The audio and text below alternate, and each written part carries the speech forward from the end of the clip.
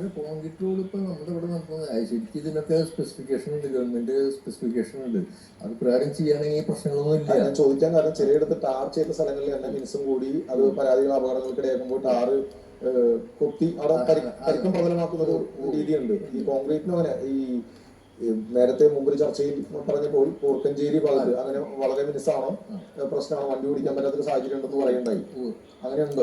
അതിന്റെ ശരിക്ക് ഇവരെ ക്ലാസിഫിക്കേഷൻ അനുസരിച്ച് ചെയ്യുകയാണെങ്കിൽ പ്രശ്നങ്ങൾ ഇതിനൊക്കെ ഉള്ള പരിഹാരങ്ങൾ അതിലുണ്ട്. പക്ഷെ അത് സൂപ്പർവൈസ് ചെയ്യുന്നവർ വേണ്ട വിധത്തിൽ നോക്കാത്തതുകൊണ്ട് കുടുംബം കൊടുത്തിട്ട് മറ്റേ കോൺക്രീറ്റ് ചെയ്തിട്ടുണ്ട്. അത് ശരിക്കും ലെവലല്ല.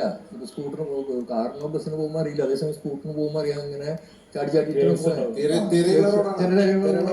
അതൊന്നും ശരിയല്ല. അത് സൂപ്പർവൈസ് ചെയ്യുന്നവർ നോക്കുന്നില്ല, അത് ചെക്ക് ചെയ്യേണ്ടവർ നോക്കുന്നില്ല. അതിന്റെ ആ ഭാഗത്ത് തന്നെയാണ്. ഇനി അതിൽ വെള്ളം കെട്ടി നിന്നിട്ടുള്ള പ്രശ്നങ്ങളുണ്ടാവും. ശരിക്കും സർക്കാരിന്റെ നിയമങ്ങൾ അനുസരിച്ച് റോഡ് ടാറിങ് ആയാലും കോൺക്രീറ്റിംഗ് ആയാലും നടത്തുകയാണെങ്കിൽ ഈ വക പ്രശ്നങ്ങളൊന്നുമില്ല.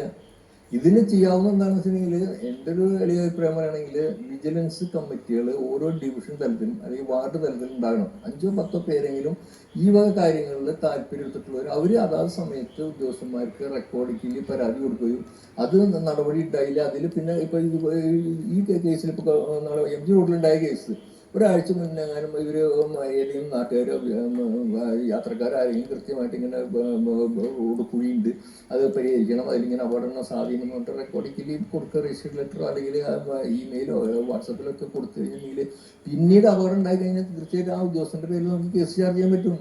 ഹൈക്കോടതി തന്നെ പറയുന്നുണ്ട് ഇത് കുറ്റകരമായിട്ടുള്ള അനാസ്ഥ ആരുടെ പേരിൽ ഇന്നത്തെ പത്രത്തിലുണ്ട്. ഹൈക്കോടതി പറഞ്ഞിട്ടുണ്ട് ഇത് കുറ്റകരമായിട്ടുള്ള ആരുടെ ഭാഗത്തു നിന്നാണ് ഈ ഉത്തരവാദിത്തമുള്ള ആരുടെ ഭാഗത്തു നിന്നാണ് ഈ വീഴ്ച ഉണ്ടായിട്ടില്ലെങ്കിൽ അവർക്കെതിരെ നടപടി എടുക്കണമെന്ന്. അപ്പൊ അത് തുടർ നടപടികൾ ഉണ്ടാവുന്നില്ല. നിയമം ഉണ്ടെന്ന് മാത്രമല്ല, ശരിവരെ അങ്ങനെ ഒരു സംഭവം ഇല്ല. അതാണ് പറഞ്ഞത്, അത് തുടർ നടപടികൾ ഉണ്ടാവുന്നില്ല. അപ്പൊ അത് ജനങ്ങൾ തന്നെ പ്രതികരിക്കേണ്ടി വരുന്നത്. രാഷ്ട്രീയ കക്ഷികൾക്ക് കക്ഷി രാഷ്ട്രീയത്തിന് അതീതമായിട്ട് ജനങ്ങൾ ഈ വക കാര്യങ്ങൾ ഇടപെടണം. ഇപ്പോൾ നടക്കുന്നത് എന്താണെന്ന് വെച്ചാൽ ഭരണകക്ഷികൾ എപ്പോഴും ആ ഭരണത്തിലുള്ള ഉദ്യോഗസ്ഥന്മാരെ സപ്പോർട്ട് ചെയ്ത് സംസാരിക്കും, പ്രതിപക്ഷങ്ങൾ എപ്പോഴും എതിർത്ത് സംസാരിക്കും. ഇങ്ങനെ കാര്യത്തിനോട് യഥാർത്ഥ ലക്ഷ്യത്തിനോട് അനുസരിച്ചിട്ടല്ല ജനങ്ങൾ പ്രതികരിക്കുന്നത്. ജനങ്ങൾ എന്നുള്ള വിഭാഗം ഇല്ലാണ്ട് രാഷ്ട്രീയ കക്ഷികളാണ് പ്രതികരിക്കുന്നത്. അത് മാറിയിട്ട് കക്ഷി രാഷ്ട്രീയത്തിന് അതീതമായിട്ട് ജനങ്ങൾ സംഘടിച്ചുകൊണ്ട് ചെറിയ ചെറിയ വിജിലൻസ് സെല്ലുകൾ ഇങ്ങനെ ഉണ്ടായി അവർ കൃത്യമായിട്ട് ഈ കാര്യങ്ങൾ ഇടപെടാം. അതുപോലെ തന്നെ അവരുടെ ഭാഗത്ത് റോഡ് വർക്ക് നടക്കുന്നുണ്ടെങ്കിൽ അതിന്റെ കംപ്ലീറ്റ് വിവരാവകാശ നിയമപ്രകാരം നമുക്ക് അതിന്റെ എസ്റ്റിമേറ്റ് ഡീറ്റെയിൽസ് മുഴുവൻ നമുക്ക് കിട്ടും. അത് മേടിച്ചു വെച്ചിട്ട് അതിന്റെ അനുസരിച്ചിട്ടാണ് വർക്ക് നടക്കുന്നതെന്ന് നമ്മൾ വാച്ച് ചെയ്യണം. അതിൽ വീഴ്ച വന്നിട്ടുണ്ടെങ്കിൽ നമ്മൾ പരാതിപ്പെടണം. അങ്ങനെയൊക്കെ ചെയ്യുന്ന ഒരു സംവിധാനം ഇല്ലെങ്കിൽ നമ്മൾ രാഷ്ട്രീയക്കാർ കുറ്റം പറയും, ഉദ്യോഗസ്ഥന്മാർ. ഈ റോഡുകൾക്ക് ഒരു എസ്റ്റിമേറ്റ് ഉണ്ടാവും. അപ്പോ എത്ര കോടിയാണെങ്കിൽ ഈ കരാറുകാരന് മുഴുവൻ തുകയും അത് ചെലവഴിക്കാൻ സാധിക്കുന്നുണ്ടോ?